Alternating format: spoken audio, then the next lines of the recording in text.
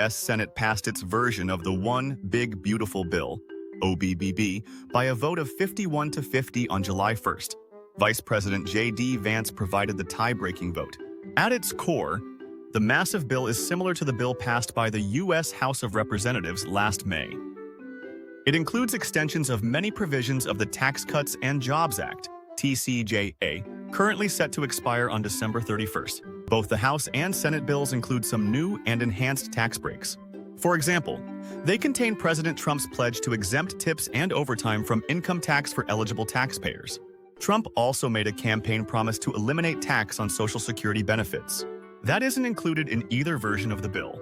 However, the Senate bill temporarily provides a $6,000 deduction for those age 65 and older for 2025 through 2028 for those with modified adjusted gross income of under $75,000, $150,000 for married joint filers.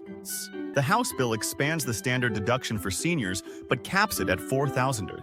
In addition, the Senate's version of the bill introduces other significant changes, including in the state and local tax, SALT, deduction cap and the Child Tax Credit, CTC. SALT deduction cap.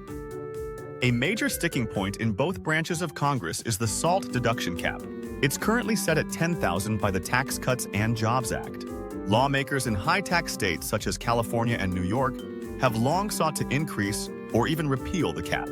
The House's version of the bill proposes to permanently increase the cap to $40,000 for those making under $500,000. The Senate-passed bill also calls for increasing the cap to $40,000 for 2025, with an annual 1% increase through 2029. In 2030, the cap would revert to $10,000. It also calls for phasing out the deduction for individuals who earn more than $500,000 in 2025 and then annually increasing the income amount by 1% through 2029. Child Tax Credit, CTC.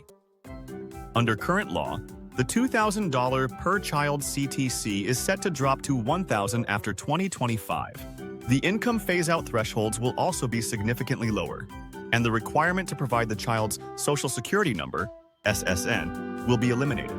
The House's version of the OBBB would make the CTC permanent, raise it to $2,500 per child for tax years 2025 through 2028, and retain the higher income phase-out thresholds. It would also preserve the requirement to provide a child's SSN and expand it to require an SSN for the taxpayer, generally the parent, claiming the credit. After 2028, the CTC would return to $2,000 and be adjusted annually for inflation.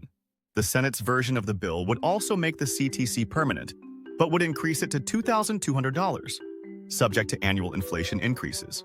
It would require SSNs for both the parent claiming the credit and the child. Next steps. These are just a few of the provisions in the massive tax and spending bill. The proposed legislation is currently back with the House of Representatives for further debate and a vote. President Trump has set a deadline to sign the bill into law by July 4th, but it's currently uncertain if the House can pass the bill in time. Stay tuned.